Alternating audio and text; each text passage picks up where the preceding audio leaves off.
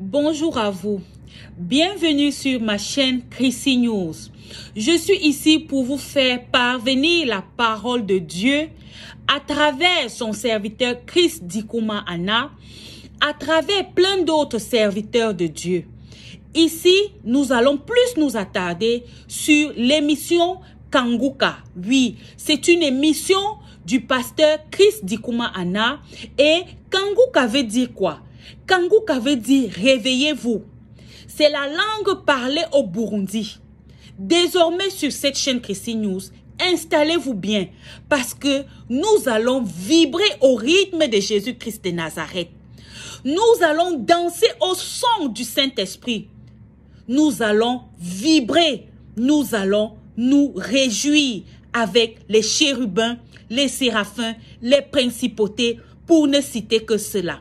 Installez-vous bien, nous allons bientôt décoller.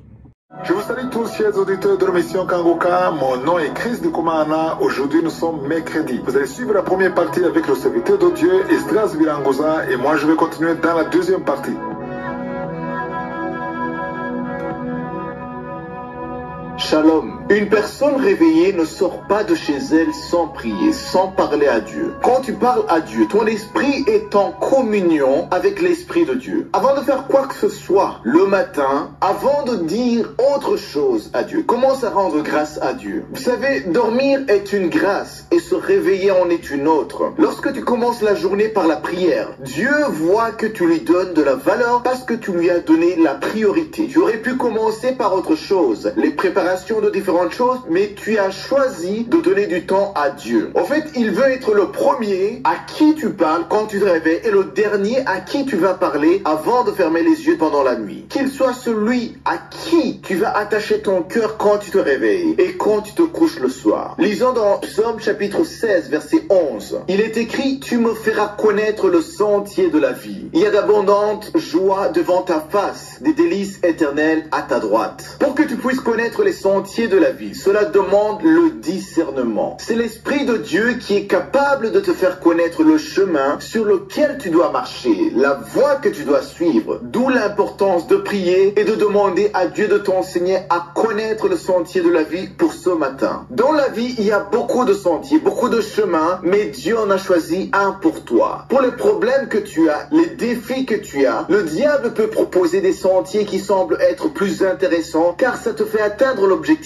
rapidement. Et le plus dangereux, c'est que tu ne verras même pas que c'est le diable qui te propose ça si tu n'as pas le discernement. Il y a ce genre de sentier qui peut éloigner une personne de sa destinée, de ce que Dieu lui avait préparé. Nous ne pouvons pas nous faire confiance en pensant que on peut vivre dans le plan de Dieu sans prier, sans communion avec lui. Nous devons prier tous les jours, sans nous lasser, sans faiblir, en demandant à Dieu de nous garder dans les sentiers qu'il a tracés, de nous donner un cœur obéissant afin de rester dans sa voie. Des fois, nous rencontrons des problèmes parce que nous avons emprunté le chemin qui est mauvais, le chemin qui ne vient pas de Dieu. Par exemple, un chemin qui nous donne rapidement une solution, un chemin qui était un raccourci parce qu'on veut atteindre l'objectif très rapidement, peut ne pas être le chemin que Dieu veut pour nous ou le chemin qu'il avait préparé pour nous. Le verset va continuer en disant: il y a d'abondantes joies devant ta face, des délices éternelles à ta droite. Il n'y a rien de meilleur que de commencer la journée avec l'Éternel, le Dieu qui a créé le ciel et la terre, celui qui a votre vie entre ses mains. Je ne sais pas si vous arrivez à vous imaginer comment vous vous sentiriez si vous marchiez à côté de votre directeur là où vous travaillez, si vous êtes à côté d'un homme d'affaires très riche ou si vous êtes à côté du président de la République et que chaque fois ces gens sont bienveillants envers vous. Vous vous sentiriez privilégié, content parce qu'une seule décision de leur part peut changer votre vie. Et là, notre Dieu est plus grand qu'un directeur, plus grand qu'un homme d'affaires, plus grand qu'un président. Il est tout et il peut tout. L'être humain peut te promettre quelque chose et changer dans l'heure qui suit. Il peut vouloir t'aider mais ne pas avoir la possibilité de le faire. Mais notre Dieu est fidèle, il ne change pas. Ce qu'il dit, il l'accomplit. C'est de celui-là dont je vous parle, celui qui est avec toi chaque matin, qui a déjà mis en place de bons projets pour toi. toi. Lorsque tu commences ta journée par l'adoration, par la prière, tu es rempli de paix et de joie dans ton cœur. Si tu as remis ta journée dans les mains de Dieu, avant de faire quoi que ce soit, tu verras comment il opère de manière extraordinaire pour accomplir son plan sur ta vie. Vous savez, quand tu as une garde, des personnes qui te protègent, ils ne te protègent pas quand tu as un problème seulement. Ils ne commencent pas à être vigilants quand le problème arrive, mais ils sont déjà vigilants même quand il y a la paix, même quand il n'y a pas de problème. De la même façon, tu obtiens la victoire, la protection avant de sortir de chez toi parce que tu as prié. Spirituellement, tu reçois déjà la victoire, car l'Éternel te protège déjà avant même que tu ne sortes de chez toi.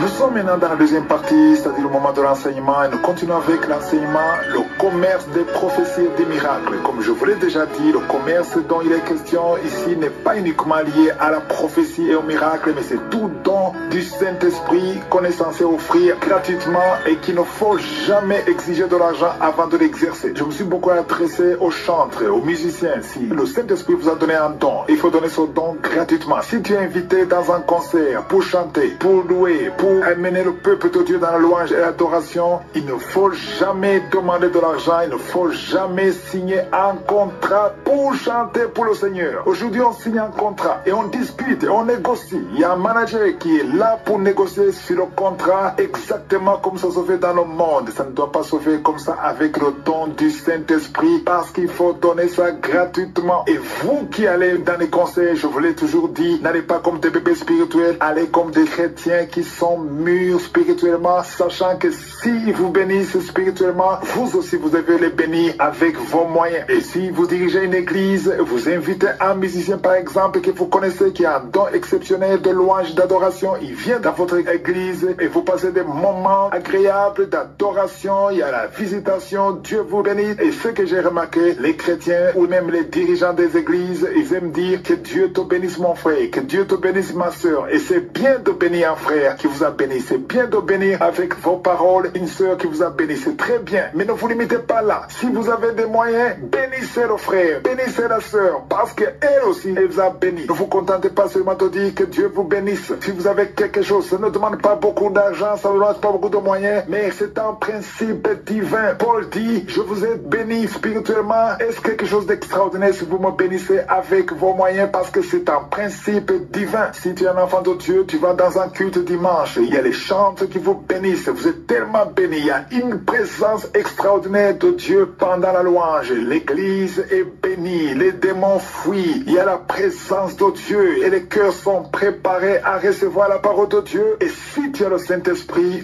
peut te dire de bénir un frère ou une soeur qui vous a béni pendant la louange. Et si tu sens cette voix, ne résistez pas, ne dites pas non, il a fait ce qu'il devait faire, non, non, non, non, tu es appelé à le bénir si tu es sensible au Saint-Esprit, parce que le Saint-Esprit parle. Si vous ne faites pas ça, ce n'est pas que le Saint-Esprit ne parle pas, c'est que vous n'entendez pas ou vous ne voulez pas écouter. Si vous écoutez, le Saint-Esprit vous parlera parce que c'est un principe de Dieu. Voilà pourquoi les frères et sœurs, les chantres, musiciens vont dans le monde et ils exigent de l'argent. Ils exigent de l'argent parce que vous ne les bénissez pas. Si vous les bénissiez, ils n'allaient pas exiger de l'argent. Donc, il faut que la mentalité change. Il faut que nous croissions spirituellement. Soyons des chrétiens matures. Parce que quand tu es mature, tu sais que tu dois donner quelque chose. Tu as reçu quelque chose, donne quelque chose, parce que le frère qui est là, qui sue, qui a de transpirer, de chanter, de louer, il ne fait pas ça pour l'argent, il fait ça pour le Seigneur. Mais il y a un don qu'il a, il y a un don du Saint-Esprit qui est en train d'être exercé pour votre édification. Et les bébés spirituels vont juste recevoir. Mais les chrétiens qui sont mûrs, ils ne peuvent pas juste se contenter de recevoir, ils vont donner quelque chose. C'est le principe qui plaît à Dieu. Dieu aime que si quelqu'un te bénit, toi aussi tu le bénisses. C'est comme ça que Dieu voit les choses. Donc d'un côté, côté, les musiciens, ne demandez pas de l'argent, n'exigez pas de l'argent. Et d'un autre côté, vous les chrétiens, ne vous contentez pas de recevoir. Bénissez les chantres, bénissez les musiciens, encouragez-les. Même si le concert est gratuit, les chantres devraient créer un moyen de les soutenir. Par exemple, un numéro de transfert ou quelque chose comme ça. C'est pour encourager l'œuvre et permettre à l'œuvre d'avancer. Parce que le concert, aujourd'hui, pour avoir une bonne sonorisation, un bon concert, ça demande